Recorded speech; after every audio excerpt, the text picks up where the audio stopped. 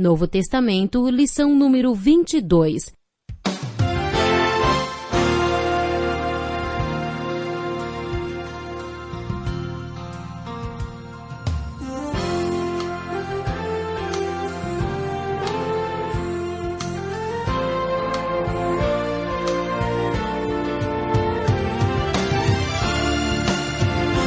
Deus tem planos para cumprir em nossas vidas.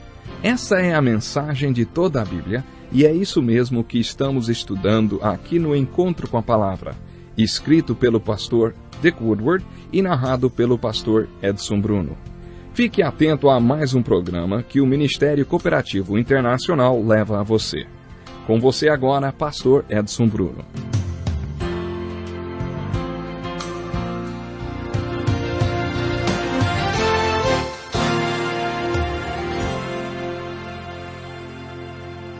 Muitos já se dedicaram a elaborar um relato dos fatos que se cumpriram entre nós conforme nos foram transmitidos por aqueles que, desde o início, foram testemunhas oculares e servos da palavra. Eu mesmo investiguei tudo cuidadosamente desde o começo e decidi escrever-te um relato ordenado, ó excelentíssimo Teófilo, para que tenhas a certeza das coisas que te foram ensinadas. No tempo de Herodes, rei da Judéia, havia um sacerdote chamado Zacarias, que pertencia ao grupo sacerdotal de Abias. Seja bem-vindo a mais um encontro com a palavra. Começamos o nosso programa de hoje lendo as palavras do historiador Lucas no começo do seu evangelho. Nos primeiros programas voltados ao evangelho de Lucas, estudamos a abordagem que Lucas fez do ministério de Jesus Cristo sob a perspectiva do manifesto do Messias. Vimos que quando Lucas relata a vida e o ministério de Jesus, conta que Jesus começou o ministério dele anunciando qual era o seu manifesto ou sua missão. Depois de anunciar seu manifesto, Jesus o provou e colocou-o em prática.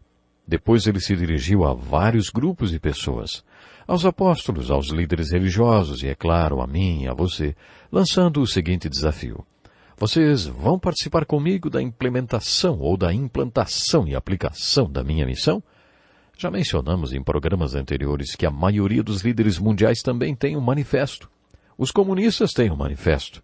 Muitos anos antes deste manifesto ter sido escrito, ninguém fez nada em relação a ele. Havia 17 membros no Partido Comunista, até que apareceu o russo Lenin, autor do panfleto O que Fazer, no qual manifestava sua crença no manifesto comunista e a esperança de que os problemas do mundo seriam resolvidos através da aplicação daquele manifesto. Não seria bom se alguns discípulos de Jesus Cristo lessem o seu manifesto na Bíblia, encarassem as necessidades do mundo, e escrevessem o seu próprio panfleto O que Fazer, baseado na sua esperança no manifesto de Cristo? Mas não foi assim que Deus guiou as coisas. Um discípulo de Cristo escrevendo para que outros discípulos o seguissem. Cada discípulo de Cristo tem de estar diante de Jesus, como o apóstolo Paulo fez, e perguntar, Jesus, o que o Senhor quer que eu faça? Para cada um de nós, Jesus tem uma resposta diferente. Entretanto, espero que depois desse estudo do Evangelho de Lucas, o Espírito Santo faça no seu coração as aplicações desse manifesto para a sua vida. A minha oração é que o Espírito Santo desafie muitos dos que nos ouvem a serem hoje participantes da implantação do ministério de Jesus. Para você descobrir como aplicar esse manifesto na sua vida, pergunte em oração a Jesus, Senhor, o que devo fazer? Agora que nós já temos uma visão geral do Evangelho de Lucas, gostaria de abordar algumas passagens especialmente importantes das Escrituras que não foram registradas no Evangelho de Mateus. A primeira coisa que vamos considerar são os 120 versículos que o historiador Lucas usou para falar do nascimento de Jesus Cristo. Ele foi o escritor do Novo Testamento que forneceu mais informações sobre o nascimento de Jesus. Como já mencionei, Marcos e João não registraram nada referente ao nascimento de Jesus e Mateus só fez uma pequena menção. Apenas Lucas escreveu esse acontecimento em detalhes. Agora que vamos abordar esse assunto, eu convido a pensar no Natal com antecedência. Esses 120 versículos que falam sobre o nascimento de Jesus podem ser divididos em 6 tópicos. O primeiro fala sobre o nascimento de João Batista. A maioria dos profetas do Velho Testamento profetizou sobre a vinda do Messias. João Batista foi o último dos profetas messiânicos e o único que teve o privilégio de literalmente apontar para um homem que vinha pela estrada e dizer: vejam, é o Cordeiro de Deus que tira o pecado do mundo. O nascimento de João Batista foi um acontecimento sobrenatural, não tanto quanto o nascimento virginal de Jesus, mas envolveu um milagre, pois os pais dele já eram velhos quando ele nasceu. Seu pai era o sacerdote Zacarias e sua mãe chamava-se Isabel. Os dois eram muito tementes a Deus e andavam dentro das ordenanças e mandamentos do Senhor de maneira irrepreensível.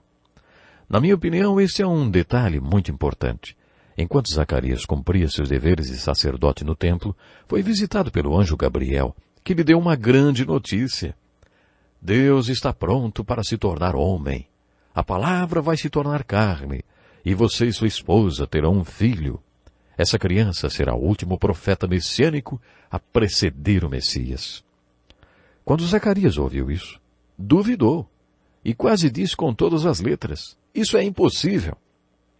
Ao que o anjo Gabriel respondeu: sou Gabriel, o que está sempre na presença de Deus. Fui enviado para lhe transmitir essas boas novas. Agora você ficará mudo, não poderá falar até o dia em que isso acontecer, porque não acreditou em minhas palavras, que se cumprirão no tempo oportuno. As pessoas que estavam no templo estranharam a movimentação do profeta e também a sua demora. Quando ele finalmente apareceu, não podia falar, e as pessoas acabaram concluindo que ele tivera uma visão por causa dos seus gestos que fazia. Que coisa triste, um sacerdote com uma mensagem para o povo, mas impedido de falar. A incredulidade tinha fechado sua boca. É verdade, a incredulidade ainda fecha a boca de muitos ministros que deveriam estar proclamando as boas novas do Evangelho de Jesus Cristo para o povo. O famoso autor Rudyard Kipling disse: as ovelhas olham para cima e não são alimentadas. E o trágico é que elas estão sentadas à mesa do Pai. Kipling estava falando sobre o fato de que, em muitas igrejas, as ovelhas olham para cima esperando ser alimentadas pela palavra de Deus, mas não são. Por que isso não acontece? Por que não são alimentadas? Porque a incredulidade fecha a boca daqueles que deveriam estar transmitindo a palavra de Deus com autoridade. Depois disso, o anjo Gabriel visitou a Virgem Maria, que era uma moça simples do campo, provavelmente muito jovem, e contou a ela as notícias que tinha dado a Zacarias. Deus vai se tornar homem. Você, mulher agraciada entre as mulheres, vai ter o privilégio de ser a mãe de Deus. Maria não ficou incrédula como profeta, mas, de acordo com a Bíblia, ela ficou confusa e perturbada com as palavras do anjo e perguntou: como acontecerá isso, se sou virgem? O relato do diálogo de Maria com o anjo e de suas falas seguintes demonstram que ela realmente creu na mensagem do anjo. Mas a primeira pessoa a questionar o nascimento virginal foi a própria Maria. Ela perguntou: como aconteceria? Você também não iria querer saber? Acredito que uma coisa seja perguntar e até duvidar um pouco, mas outra coisa é não crer. Dizem que há mais fé numa dúvida honesta do que na metade dos credos. Duvidar ou questionar não implica necessariamente em não crer. O sacerdote não creu, por isso sua boca foi fechada. Mas Maria creu. Ela até foi visitar Isabel, que àquela altura estava grávida de 6 meses de João Batista. E Isabel, cheia do Espírito, assim que a viu, disse: bendita é você entre as mulheres e bendito é o filho que você dará à luz. Maria não tinha dúvidas, mas no seu coração fazia indagações. Você já reparou que o relato seguinte do Evangelho de Lucas é referente a César, o imperador romano? Historiadores desafiam a veracidade desse relato. No 2º capítulo, Lucas diz: naqueles dias, César Augusto publicou um decreto ordenando o recenseamento de todo o Império Romano. Esse foi o primeiro recenseamento feito quando Quirino era governador da Síria. Esse é exatamente o dado histórico questionado. Há alguns anos, os historiadores afirmaram que quando Quirino era o governador, o imperador era Otávio. Mas depois de fazerem algumas pesquisas, descobriram que esse homem tinha requerido ao Senado que seu nome fosse trocado para um outro título que o agradasse mais. Foi-lhe sugerido Augur, que sugere divindade, e ele gostou. Por isso seu nome mudou para César Augusto. Isso comprova a precisão do relato de Lucas. Esse imperador, que achava que governava o mundo inteiro, emitiu um decreto para que houvesse um censo para uma posterior taxação de todos os cidadãos. Todos deveriam ir à cidade dos seus antepassados para fazer o registro. Se isso fosse feito hoje, em algumas partes do mundo, haveria um congestionamento monstruoso no trânsito, hein? Já imaginou se todo mundo tivesse que ir à sua cidade natal para pagar os impostos? Esse censo decretado por Augusto foi a providência de Deus em ação. Vocês estudiosos do Velho Testamento estão lembrados de Miqueias 5:2, que diz exatamente onde o Messias iria nascer? Em Belém. Em nosso primeiro contato com Maria na Bíblia, ela está bem longe de Belém. Ela está ao norte de Israel, num lugarzinho chamado Nazaré. Para que a profecia de Miqueias fosse cumprida, ela deveria estar em Belém. Se hoje você viajar para a Terra Santa, vai saber direitinho qual é a distância de Nazaré para Belém. Este decreto de César Augusto forçou Maria e José viajarem para a cidade de seus antepassados. Os dois deveriam estar em Belém para serem cadastrados. Deus usou esse decreto para cumprir uma profecia bíblica. No Evangelho de Lucas lemos que, enquanto estavam lá, chegou o tempo de nascer o bebê. Portanto, aconteceu que, enquanto eles estavam em Belém, o menino Jesus nasceu. Essa é uma das partes mais fascinantes da história de Natal relatada por Lucas. Havia pastores que estavam nos campos próximos e durante a noite tomavam conta dos seus rebanhos. E aconteceu que um anjo do Senhor apareceu-lhes e a glória do Senhor resplandeceu ao redor deles e ficaram aterrorizados. Mas o anjo lhes disse: não tenham medo.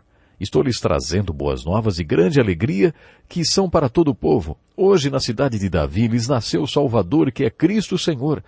Isto lhes servirá de sinal. Encontrarão um bebê envolto em panos e deitado numa manjedoura. Manjedoura era onde se colocava o alimento para os animais. Ninguém espera encontrar um bebê numa manjedoura, não é mesmo? A mensagem dos anjos para os pastores é a grande mensagem do Evangelho. Estou lhes trazendo boas novas e grande alegria que são para todo o povo. Em todas as traduções da Bíblia é mencionado que a notícia é para todos. Quando você falar do Evangelho, não seja regionalista. Quero levantar algumas questões que talvez você nunca tenha feito, mas que podem enriquecer a nossa reflexão. Certa vez um jovem me fez a seguinte pergunta: se o acontecimento de Jesus foi um evento tão importante, por que 30 anos depois ninguém acreditou nele quando ele disse que era o Messias? Era de se esperar que todos estivessem esperando que ele se manifestasse e iniciasse o seu ministério. Mas parece que Jesus teve dificuldades em fazer com que as pessoas acreditassem nele. Que resposta você daria a esse jovem? A resposta é a seguinte: quantas pessoas souberam do milagre quando ele aconteceu? Quantas pessoas tiveram consciência do milagre do nascimento de Jesus? Na verdade, não foram muitas. De acordo com Lucas, que foi um historiador meticuloso, apenas Zacarias e Isabel. Eles tinham de saber o porquê. Apesar de não estarem mais na idade de terem um bebê, eles foram pais de João Batista. Por isso Deus os incluiu nesse contexto. Deus até fechou a boca de Zacarias e porque não creu, ele ficou mudo. Mesmo assim, Deus fez Zacarias e Isabel serem parte do milagre. Depois o anjo foi até Maria. É claro que ela tinha de saber, não é? Se você fosse se tornar mãe do próprio Deus, não acha que deveria ficar sabendo? Por isso o anjo visitou Maria e a incluiu nesse milagre também. Maria era uma jovem noiva do carpinteiro chamado José. Você não acha que José também tinha o direito de saber?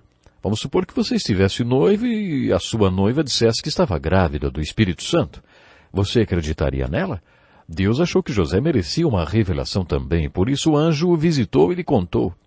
Cada um dos personagens envolvidos nesse acontecimento sobrenatural foi informado por Deus sobre o milagre, porque todos eles tinham um papel importante na história.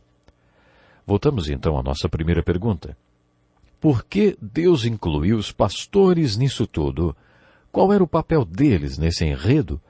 Quando Deus visitou o sacerdote Zacarias e lhe contou sobre o milagre, ele não creu e sua incredulidade o deixou mudo.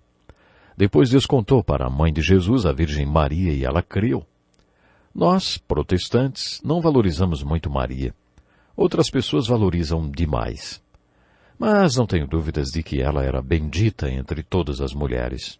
Ela foi uma mulher grandemente abençoada. Quando o anjo lhe contou, ela creu e não contou a ninguém, mas guardou tudo no coração. Preste atenção. Os pastores, depois que foram visitados pelo anjo, e antes de irem a Belém e verem o milagre, disseram: Vamos a Belém e vejamos isso que aconteceu e que o Senhor nos deu a conhecer. Eles creram que tinha acontecido mesmo antes de verem. E depois de verem, contaram a todos tudo o que sabiam sobre aquele menino.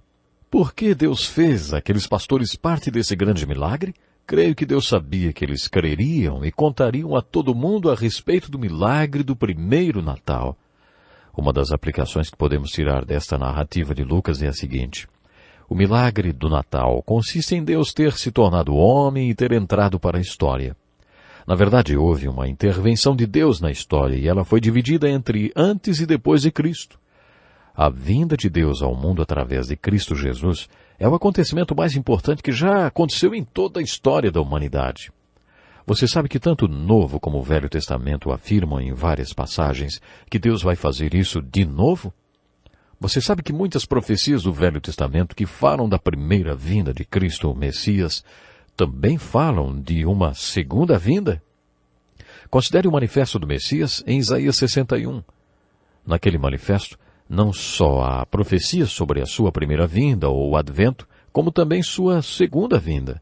É por isso que Jesus, quando estava lendo esse texto no templo, não o leu todo e não falou que ele também cumpriria a vingança de Deus mencionada naquele texto. Mas as Escrituras falam que haverá o dia da vingança do Senhor. Tanto no Novo como no Velho Testamento encontramos textos que afirmam que a história será consumada através de uma nova intervenção de Deus na história. Muitos estudiosos chamam o período que estamos vivendo de o grande parêntese entre o primeiro e o segundo advento de Jesus. A segunda vinda de Jesus é citada mais de 325 vezes no Novo Testamento. A segunda vinda de Jesus é tema de vários dos livros do Novo Testamento, mas mesmo assim muitas pessoas nunca ouviram falar que Jesus Cristo voltará novamente. De acordo com as Escrituras, Jesus Cristo está voltando. E sua vinda é a esperança da igreja e a única esperança do mundo. Para mim, e me baseio nas Escrituras para crer assim, a esperança para o mundo não está na bondade da natureza humana nem na humanidade. Estudando a história, aprendemos que o homem não aprende nada com a história. Isso está muito claro porque o homem continua fazendo as coisas como sempre fez. Eu não sei qual a sua opinião sobre a história, mas de acordo com a Bíblia, ela vai ficar ainda pior. Vai ficar tão ruim que a única saída será uma intervenção divina. De acordo com as Escrituras, a intervenção divina é a esperança da igreja e a única esperança possível para o mundo. A história de Natal é parte dessa explicação. Em sua primeira vinda, Deus convidou algumas pessoas para fazerem parte desse grande milagre. Não foram muitas as pessoas convidadas. Deus contou a um sacerdote e o sacerdote não acreditou. Era de se esperar que o sacerdote acreditasse, mas ele não acreditou. Às vezes, sacerdotes são tão céticos quanto advogados. Pois é, o sacerdote não creu. Então Deus tomou uma decisão. Muito bem, senhor sacerdote incrédulo. Eu não sou limitado pela sua incredulidade. Eu vou fechar sua boca e você não vai falar nada para ninguém. Mas eu farei este milagre. Deus falou que Jesus Cristo está voltando. Você acredita nisso? Você acredita que a segunda vinda de Jesus é a única esperança para o mundo? Você acredita que a segunda vinda é a esperança daquele que crê? Há uma maneira de descobrir se você acredita ou não na segunda vinda de Jesus Cristo. Faz quanto tempo que você falou para alguém que Jesus Cristo está voltando, hein? Bem no coração da cidade de Los Angeles há uma rua chamada Rua da Esperança. Certa vez um homem cometeu suicídio pulando de um prédio de 30 andares. A manchete do jornal noticiou assim: Homem comete suicídio no final da Rua da Esperança. Aquela manchete já era uma explicação para todas as histórias de suicídio que ouvimos hoje. Quando as pessoas perdem a esperança, elas se suicidam. Todos os dias nos deparamos com pessoas que já chegaram ao final da Rua Esperança. Mas se você sabe que Jesus Cristo está voltando, você tem esperança. Se você tem esperança porque você acredita na segunda vinda de Jesus Cristo, então você precisa falar para as pessoas sobre ela. Mas se você não crê, como Zacarias não creu, cuidado, hein? Sua incredulidade fechará sua boca e você não falará nada para ninguém. Algumas pessoas acreditam na segunda vinda de Cristo, mas estão preocupadas com o que chamamos de a paralisia da análise. Elas estão como Maria, só guardando no coração, ponderando.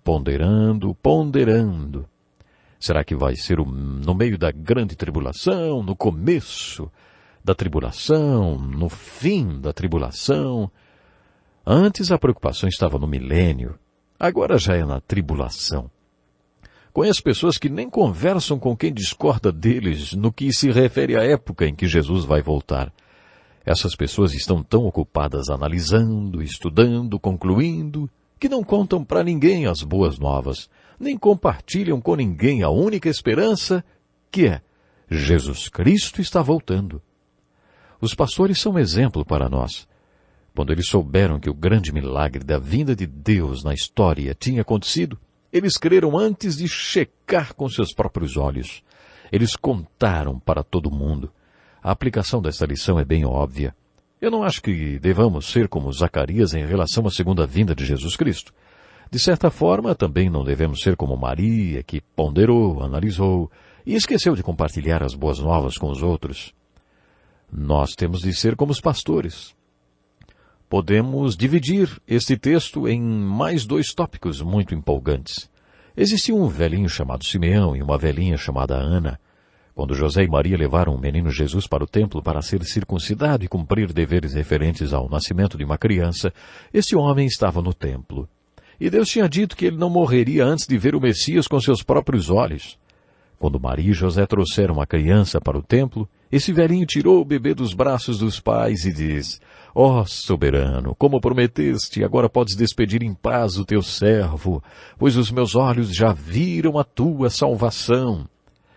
Como você se sentiria se fosse a mãe dessa criança? Estava também no templo uma velhinha viúva de 84 anos que sempre jejuava, orava e adorava ao Senhor. Ela também esperava pelo Redentor e pela redenção. Ela agiu de maneira muito semelhante a Simeão, deu graças a Deus e falou a respeito do menino Jesus com todos. Esses 2 idosos, Simeão e Ana, eram pessoas muito tementes a Deus que esperavam pela primeira vinda do Redentor. Você também está esperando pela vinda de Jesus Cristo, que ainda não aconteceu, a segunda vinda de Jesus? No Monte das Oliveiras, Jesus falou sobre isso. Você crê? Se você crê, eu espero que você anuncie para as pessoas ao seu redor sobre a esperança do que crê, sobre a única esperança do mundo. Será que você está ocupado demais, analisando e ponderando sobre o assunto e não está contando nada para ninguém? Sejamos como Simeão e Ana, e como os pastores. Se nós realmente cremos, vamos então contar a todos sobre a nossa esperança. Foi uma alegria estar com você. Até o próximo programa. Que lição importantíssima. Obrigado, pastor Edson Bruno. Prezado ouvinte, coloque em prática o que você ouviu aqui. Sem dúvida,